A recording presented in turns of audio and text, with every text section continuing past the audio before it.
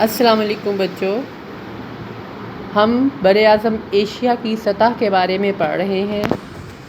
کل کے لیکچر میں ہم نے وسطی ملفوفہ پہاڑ اور سطح مرتفع تبت اور سطح مرتفع پامیر اور اس سے نکلنے والے مختلف پہاڑی سلسلے جو کہ وسطی ایشیا کو چاروں طرف سے گھیرے ہوئے ہیں ان کے بارے میں پڑھا۔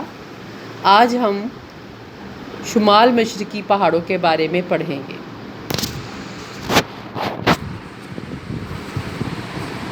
شمال مشرقی پہاڑوں کا اپنا ایک الگ سلسلہ ہے۔ یہ پہاڑ دنیا کی قدیم ترین چٹانوں پر مشتمل ہیں اور ان پر اب اتنا عمل شکست و ریخت ہو چکا ہے کہ یہ اپنی ابتدائی ملفوفہ طرز بناوٹ کو کھو چکے ہیں، یعنی اب ان کی بلندی بھی پہلے سے کم ہو چکی ہے اور ان پہ عمل شکست و ریخت جو ہے وہ بہت زیادہ ہو چکا ہے اور بہت زیادہ یہ شکستہ پہاڑ ہیں۔ ان میں ایک پہاڑی سلسلہ کوہ التائی ہے جو کہ ایک تنگ پہاڑ ہے اور یہ سائبیریا سے پھیلتا ہوا منگولیا میں چلا گیا ہے، جہاں مشرق میں یہ کوہ سیان سے جا ملتا ہے۔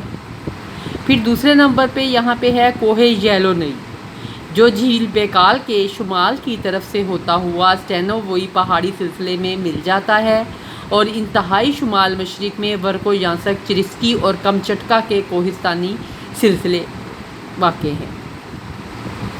پھر اس کے بعد ہے جنوبی اور مشرقی دریاؤں کی وادیاں۔ ایشیا کے وسیع پہاڑی علاقوں کے جنوب میں چند بڑے بڑے میدان ہیں جو کہ دریاؤں کی لائی ہوئی زرخیز مٹی سے بنے ہوئے ہیں، یعنی ایشیا کے جو وسطی پہاڑی سلسلے ہیں ان کے جنوب میں میدان ہیں جو کہ دریاؤں کی لائی ہوئی وادیوں سے مل کر بنے ہیں۔ اب یہ دیکھیں، اب آپ نیچے نقشے پہ یہ دیکھیں، یہ وسطی پہاڑی سلسلے ہیں، کوہستانی علاقے ہیں اور ان کے نیچے یہ جنوب میں آپ دیکھیں یہ سارے گرین یلو کلر میں یہ ایشیا کے میدانی علاقے ہیں جو کہ ان پہاڑوں سے جو دریا نکلتے ہیں ان کے لائی ہوئی زرخیز مٹی سے بنے ہوئے ہیں۔ اب ان پہاڑوں میں اگر ہم ان میدانوں میں دیکھیں تو جنوبی میدانوں کو سیراب کرنے والے مشہور دریا جو ہیں ان میں دریائے سالوین، ایراوتی، برہم پتر، گنگا، سندھ، دجلہ اور فرات یہ وہ دریا ہیں جو بحر ہند میں جا گرتے ہیں۔ اس کے علاوہ کچھ دریا وسطی ملفوفہ پہاڑی سلسلوں سے نکل کر بحر الکاہل میں گرتے ہیں۔ ان میں جو بڑے بڑے دریا وسطی ایشیا کے پہاڑوں سے نکل کر سطح مرتفع پر بہتے ہوئے مشرقی ایشیا کے نشیبی علاقوں میں سے گزرتے ہوئے جا کر مشرق میں بحر الکاہل میں گرتے ہیں۔ ان میں دریائے آمور، ہوانگو، ینگسی کیانگ اور میکانگ یہ دریا مقابلتاً لمبے ہیں اور ان کی گزرگاہوں میں کئی آبشاریں بنتی ہیں، اس وجہ سے یہ دریا بہت زیادہ اہمیت کے حامل ہیں۔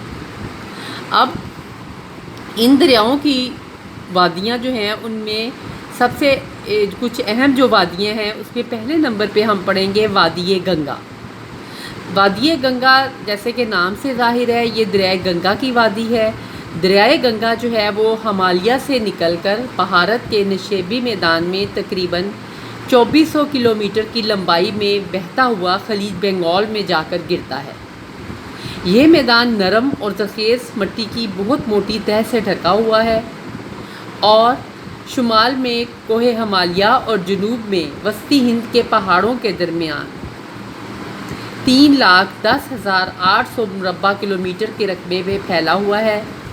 اس میں اتر پردیش کا بیشتر علاقہ اور صوبہ بہار کا شمالی نصف حصہ شامل ہے اور یہ انڈیا کا سب سے زیادہ گنجان آباد حصہ ہے اور ساری سطح اس میدان کی ہموار ہے۔ اس کی سطح سمندر سے بلندی 300 میٹر سے بھی کم ہے۔ اس علاقے کے بڑے بڑے جو شہر ہیں اس میں پٹنہ، بنارس، الہ آباد، کانپور، آگرہ، لکھنؤ اور دہلی شامل ہیں۔ دوسرے نمبر پہ جو اہم وادی ہے وہ ہے وادی برہم پتر۔ دریائے برہم پتر کی لمبائی دریائے گنگا کے مقابلے میں نسبتاً کم ہے۔ یہ اپنے اوریجن سے تقریباً 3000 کلومیٹر تک ہمالیہ کے شمال میں دریائے گنگا کے متوازی مغرب سے مشرق کی طرف بہتا ہے۔ ہمالیہ کے جنوب میں وادی برہم پتر 3 اطراف سے پہاڑوں سے گھری ہوئی ہے۔ یہ وادی تقریباً 800 کلومیٹر لمبی ہے اور کسی بھی جگہ پر یہ 80 کلومیٹر سے زیادہ فراخ یعنی گہری نہیں ہے، یعنی یہ جنوب مشرقی ایشیا کی سب سے تنگ جو ہے وہ وادی شمار کی جاتی ہے۔ پھر اس کے بعد ہے وادی سندھ۔ وادی سندھ بر صغیر کا مغربی حصہ وادی سندھ پر مشتمل ہے، جو شمال میں کوہستان نمک، کوہ شیوالک اور بحر ہند کے درمیان واقع ہے، یعنی کوہستان نمک، کوہ شیوالک اور بحر ہند کے درمیان واقع ہے۔ میدان سندھ کا بیشتر حصہ نرم اور زرخیز مٹی کی تہہ سے ڈھکا ہوا ہے، لیکن اس کا جنوب مشرقی حصہ تھار کا صحرا ہے، اور یہ صحرا عمل فرسودگی اور ہوا کے عمل سے وجود میں آیا ہے۔ اور اگر ہم میدان سندھ کا رقبہ دیکھیں تو 3,62,600 مربع کلومیٹر اس کا رقبہ ہے۔ اس میدان کے 2 واضح حصے ہیں، شمال میں پنجاب میں اس کا 2/3 رقبہ شامل ہے اور جنوب میں سندھ کا علاقہ یعنی اپر انڈس پلین اور لوور انڈس پلین۔ پنجاب کے دریاؤں کے درمیانی علاقوں یعنی دوآبوں میں نہروں کے ذریعے آبپاشی کا نظام دنیا کا بہترین نظام قائم ہے، یعنی پنجاب میں جو دریائے سندھ کا بالائی میدان ہے یہ میدان دوآبوں پر مشتمل ہے۔ جب ہم آگے پاکستان پڑھیں گے تو اس میں پڑھیں گے یہ مختلف دوآب ہیں، سندھ ساگر دوآب، چج دوآب، رچنا دوآب، باری دوآب۔ یہ دوآب اصل میں کہتے ہیں 2 دریاؤں کے درمیان کا میدانی علاقہ۔ اب اپر انڈس پلین جو ہے یا بالائی دریائے سندھ کا میدان جو ہے وہ دوآبوں کی سرزمین ہے، اور یہاں پہ دنیا کا بہترین آبپاشی کا نظام جو ہے وہ قائم کیا گیا ہے۔ زرعی اعتبار سے پنجاب اور سندھ خاص اہمیت کے حامل ہیں، اور پاکستان کے اناج کا گودام ان کو جو ہے وہ مانا جاتا ہے۔ پھر اس کے بعد ہے دریائے دجلہ اور فرات۔ یہ مشرق وسطیٰ میں عظیم ترین دریائی میدان ہے، جس کی زمین کی زرخیزی اور ہمواری بہت مشہور ہے۔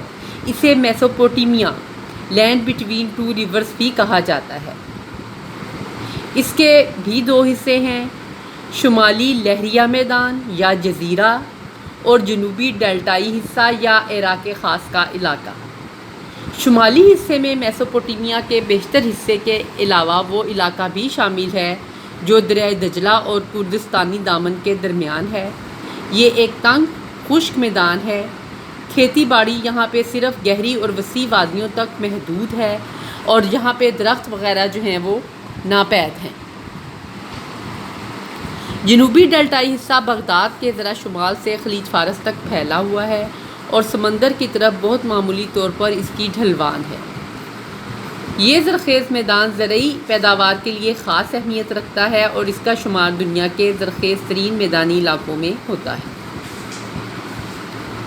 اس کے بعد 5ویں نمبر پر جو فیچر ہے وہ ہے جنوبی سطح مرتفع۔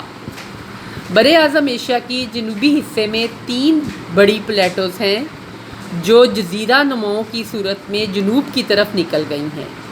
اس میں پہلے نمبر پر ہے آپ کی سطح مرتفع عرب، دوسرے نمبر پہ ہے سطح مرتفع دکن، تیسرے نمبر پر ہے یونان اور چین اور برما کی شان ریاستیں۔ اب ان کی ڈیٹیل ہم انشاءاللہ کل پڑھیں گے۔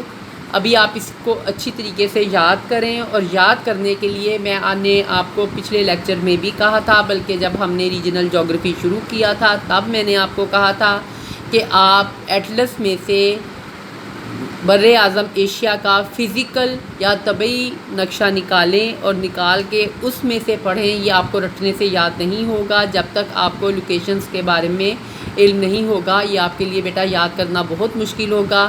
چھوٹا نقشہ آپ کی کتاب کے اندر بھی موجود ہے۔ اوکے، اللہ حافظ۔